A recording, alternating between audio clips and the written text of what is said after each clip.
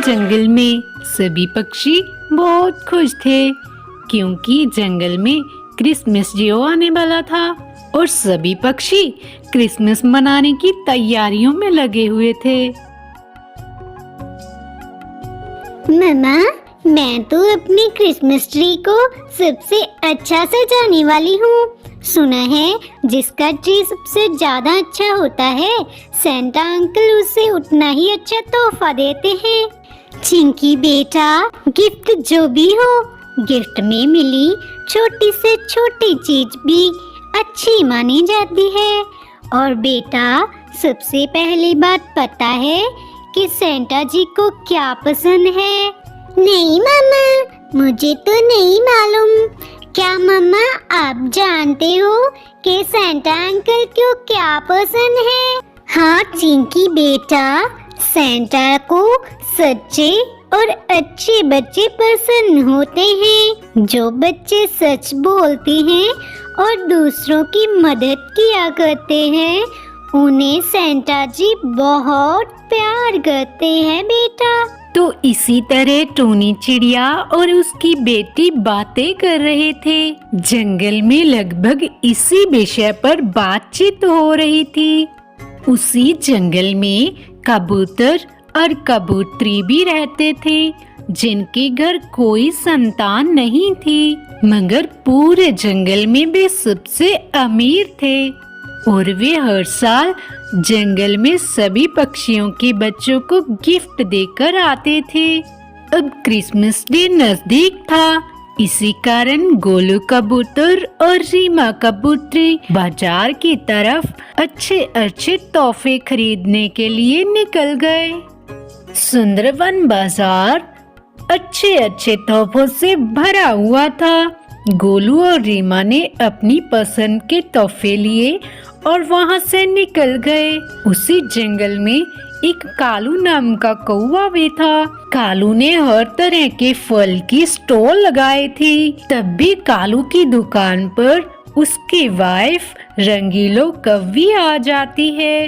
क्या हुआ कालू जी, आप इतनी गहरी सोच में कहाँ डूबे हो? जरा बताइए तो बात क्या है? रंगीलो, पहले तो यह बताओ कि रीमा और गोलू के घर कोई संतान है या नहीं? कालू जी, उनके घर तो कोई संतान नहीं है, मगर आप क्यों पूछ रहे हो ये सब? अरे यार रंगीलो, पता है रीमा और गोलू यहाँ से तोहफे लेकर निकले हैं, और वो भी बहुत सारे महंगे महंगे तोहफे। आखिर उनके घर जब कोई संतान है ही नहीं तो वे इतने तोहफों का क्या करने वाले हैं? अच्छा, तो यह बात है कालू जी, मैं क्या कहती हूँ, चलो हम उनके पीछे पीछे उनके घर चलते हैं, आखिर पता तो चले ये क्या खिचड़ी पका रहे हैं। अब इतना बोलते ही वे दोनों वहाँ से निकल पड़े और गोलू कबूतर के घर के बाहर खिड़की के पास से सब कुछ देखने लगे। उधर गोलू और रीमा ने सभी गिफ्ट्स को पैक कर दिया था और वे आपस में बातचीत कर रहे थे। रीमा, अच्छा हुआ हमने समय रहते सभी गिफ्ट्स पैक भी कर दिए और हमारे पास समय भी बच गया। हाँ गोलू जी, पिछली बार हमारी बड़ी डॉल छूट गई थी, इस बार वो तो मैंने सबसे पहले पैक करवाई है।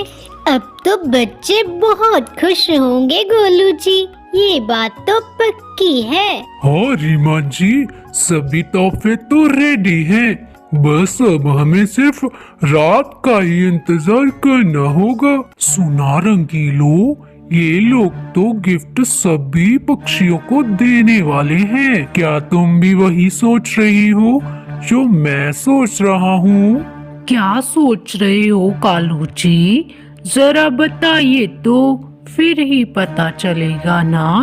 मैं क्या कहता हूँ रंगीलो कि हम इन लोगों के तोहफे चुरा लेते हैं हमारे रिंकू के लिए। वो तो अच्छा है, मगर हम चुराएंगे कैसे कालू जी, ये नहीं समझ आ रहा। कुछ खास नहीं रंगीलो, बस तुम देखती जाओ होता है क्या। गोलू जी, मैं क्या कहती हूँ कि हमें अब थोड़ी देर आराम कर लेना चाहिए, क्योंकि पूरी रात तो हमने तोहफे जो बांटने हैं। हाँ रीमा, बिल्कुल सही बोल रही हो तुम। चलो हमें थोड़ी देर आराम कर लेना चाहिए। अब इतना बोलकर रीमा और गोलू आराम करने लगे। सारा दिन काम करने की वजह से उन्हें गहरी नींद आ गई थी और इसी मौके की तलाश में कालू और रंगीलो घर के बाहर बैठे हुए थे। कालू जी, मुझे लगता है इससे अच्छा मौका हमारे पास नहीं होगा। चलो अभी हमें उनके घर में घुसना चाहिए। हाँ रंगीलो, बिल्कुल सही बोल रही हो तुम। चलो हमें चलना चाहिए। अब इतना बोलकर रंगीलो और कालू उनके घर से सारा सामान उठाकर ले गए। शाम ढल चुकी थी। गहरी रात होने के बाद चांद निकल आया था।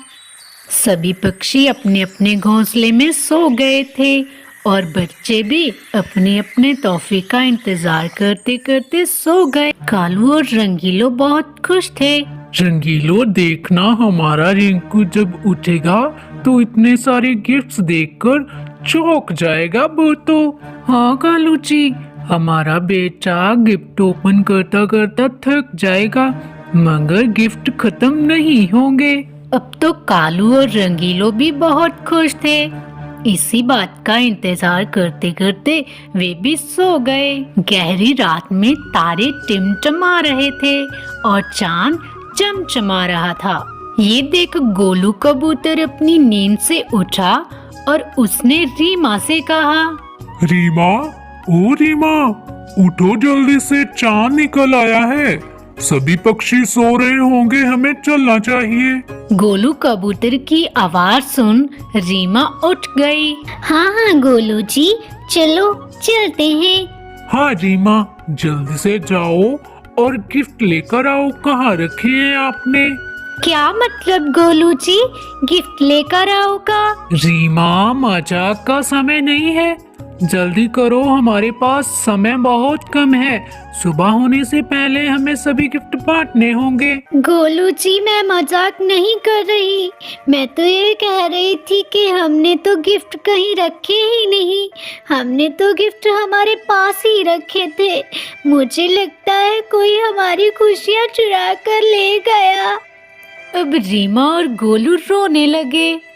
वे दोनों को जोर जोर से रोता देख वहाँ पर सेंटा जी आए।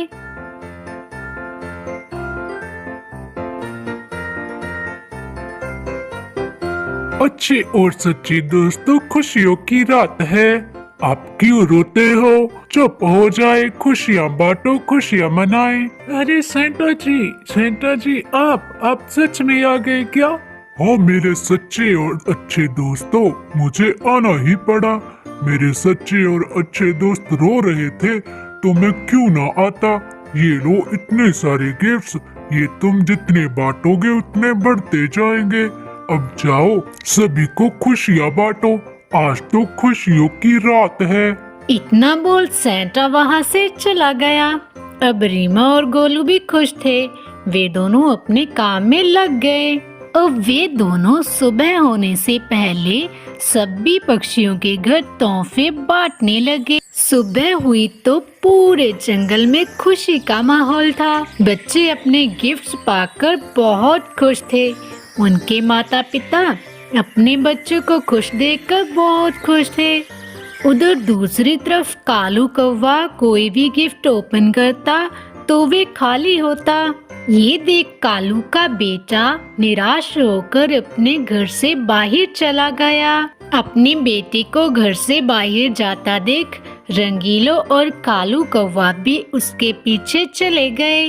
रिंकू ने अपना गिफ्ट ओपन किया तो उसने देखा कि उसमें से ढेर सारी मिठाइयाँ थी। अब रिंकू अपना गिफ्ट पाकर बहुत खुश था। वे खुशी से उछलने लगा। अब ये देखकर रंगीलो और कालू को एहसास हुआ कि बुराई से किसी को सिर्फ परेशान ही किया जा सकता है, मगर किसी की रियल खुशी को कभी चुराया या पाया नहीं जा सकता। तो दोस्तों, आप सभी को क्रिसमस डे की ढेर सारी शुभकामनाएं। तो दोस्तों, स्टोरी अच्छी लगी तो लाइक और कमेंट तो बनता है। Bindu Chidiya TV subscribe us for more. Bye bye.